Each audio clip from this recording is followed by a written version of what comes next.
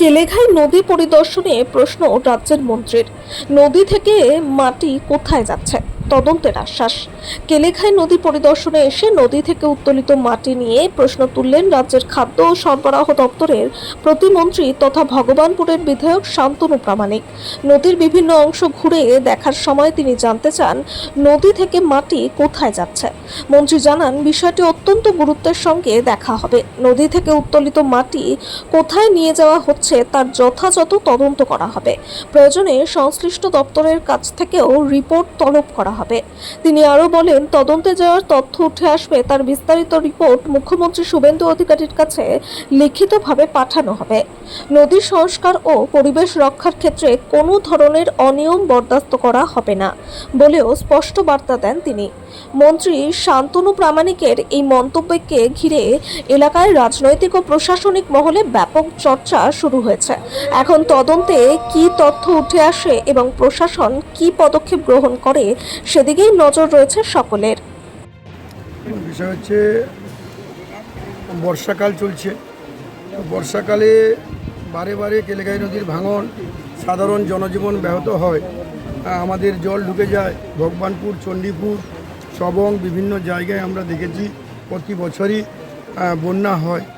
সরকারের তরফ থেকে কোনো রকম উদ্যোগ নেওয়া হয় না। আমরা জানি আগে বন্ধ তারপরে খন্ড।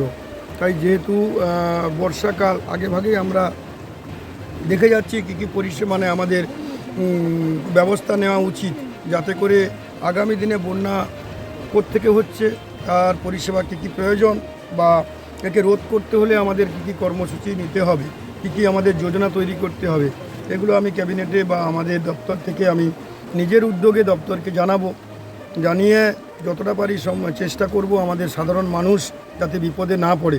যদিও আমরা ভগবানপুর বিধানসভা আমি বলতে পারি আমাদের দেবতুল্য কার্যকর্তা সহ আমরা সবাই প্রস্তুত আছি প্রাকৃতিক দুর্যোগ এলে তাকে মোকাবেলা করার জন্য।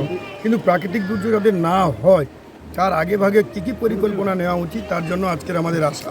আমি দীর্ঘ পথ অতিক্রম করতে করতে দেখতে দেখতে বিভিন্ন জায়গায় কোথায় কী প্রবলেম আছে, এখানে যেমন কপালেশ্বরী এবং কেলেঘাই নদীর সংযোগস্থল, যেখানে অপরিকল্পিতভাবে দিশাহীনভাবে যেখানে সেখানে মাটি জমাট করে রেখেছে, সেই মাটিগুলো কোথায় যাচ্ছে, কিভাবে যাচ্ছে, কেন যাচ্ছে কাউকে দেখতে পাচ্ছি না। তো আমরা সেভাবে জিজ্ঞেস করব এটা সরকারের রেভিনিউ আসার কথা, অ্যাকচুয়ালি যাওয়া যাবে, এগুলো দেওয়া যাবে কি না, বা দেওয়া গেলে কি প্রসেসে দেওয়া যাবে সে পরিকল্পনা এই মুহূর্তে আমি বুঝতে পারছি না। আমি এর পূর্ণ তদন্ত করব। নেক্সট টাইম 10-15 দিনের মধ্যে আমি এবং ইরিগেশন মিনিস্টার সহ আমরা উপস্থিত হব। যা যা পদক্ষেপ নেওয়া উচিত জনগণের মঙ্গলের জন্য, তাদের সুরক্ষা দেওয়া আমাদের কর্তব্য দায়িত্বের মধ্যে পড়ে। সরকার এসছে, আমাদের গরিব মানুষ, প্রান্তিক স্তরের মানুষ, তারা তাদের ঘরবাড়িও ভালো নেই, বা তারা বন্যা কবলিত হয়ে পড়লে মানুষের সাহায্য কতটা পৌঁছতে পারে সেটাও তো তাদের ঠিক নেই। তার জন্য আগে ভাগে আমরা একটু পরিদর্শন করলাম, দেখলাম। মোটামুটি আমরা সতর্ক আছি সরকারের তরফ থেকে। আমাদের মানবিক মুখ্যমন্ত্রী সম্মানীয় শুভেন্দু অধিকারী আছে, এটাই আমাদের বড় ভরসা। উনি আমাদের রক্ষক, চৌকিদার হিসেবে সারা পশ্চিমবঙ্গকে তিনি আগলে রেখেছেন। যেখানেই যা বিপদ হচ্ছে সঙ্গে সঙ্গে তার কোনো না কোনো একটা সুরাহা করার চেষ্টা করছেন। আগে ভাগে আমি এখানে এসেছি, দাদাকে বলবো আমাদের সম্মানীয় মুখ্যমন্ত্রী আমাদের পূর্ব মেদিনীপুরের গর্ব, আমাদের অহংকার।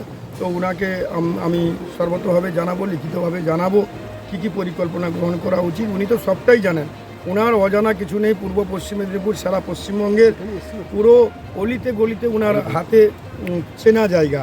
তো সেই চেনা জায়গাগুলোকে আর একবার ওনাকে এত কাজ ওনার মধ্যে পড়ে গেছে, যেখানেই যাচ্ছেন মমতা ব্যানার্জি এবং তার সমস্ত ক্যাডাররা কোনো না সব একদম কী করে রেখে অসুবিধার মধ্যে ফেলে দিয়েছে মানুষকে, একদম অগোছালো করে দিয়ে রেখেছে, সব ভুল ভ্রান্তিতে ভরা।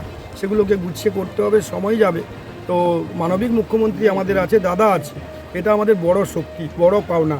তো আমরা অবশ্যই মানুষ সে বিপদে পড়বে এমন কিছু চাইবো না, যত দ্রুত সম্ভব সমাধান করার চেষ্টা করব। প্রশাসনিক ব্যাপার পূর্ব পশ্চিম মেদিনীপুর বলে কিছু হয় না, আমরা সোনার বাংলা গঠন করব এই পরিকল্পনা নিয়েছি। সেখানে পূর্ব থাক আর পশ্চিম থাক, সার্বিক পরিকল্পনা যদি আমরা গ্রহণ করি, সবার জন্য যদি আমরা দেখতে চাই যে সবার মঙ্গল হবে, সে পূর্ব হোক আর পশ্চিম হোক, জনগণ হোক, আমাদের বাংলার মানুষের হবে। সোনার বাংলা গঠন করার যে পরিকল্পনা আমরা নিয়েছি সেটা সার্বিকভাবে আমরা নেব, পূর্ব পশ্চিমের ব্যাপার নয়। ওটা প্রশাসনিক বিষয় আছে, ওটা আলাদা পার্ট। কিন্তু মানুষকে রক্ষা করতে গেলে পূর্ব পশ্চিম মেদিনীপুর আলাদা করে ভাবলে হবে না। আমাদের মাননীয় মুখ্যমন্ত্রী, আমাদের জনগণের যিনি সেবক, তিনি কিন্তু এগুলো মানেন না, পূর্ব পশ্চিম আলাদা করে ভাবেন না।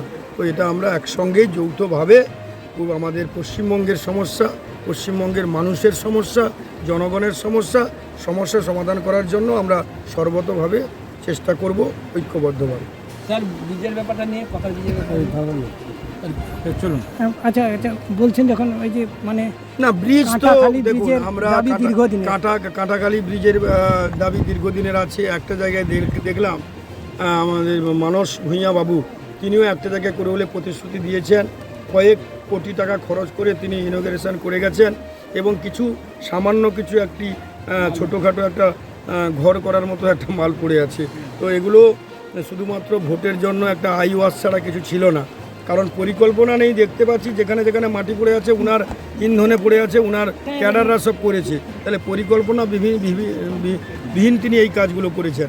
সেক্ষেত্রে আমরা পরিকল্পনা করে কোন জায়গাটায় করলে সার্বিক ভালো হয়, কারণ আমরা তো দশাদন্তরার ব্রিজ করা যায় না, কোন জায়গায় করলে সার্বিক মানুষের উন্নয়ন হবে এবং আমরা যে সোনার বাংলা গঠন করতে চাইছি তার পূর্ণ পরিকল্পনা মাফিক এগোবো, সেটা আমরা দেখে নেব, আমরা আলোচনা করব। ঠিক আছে।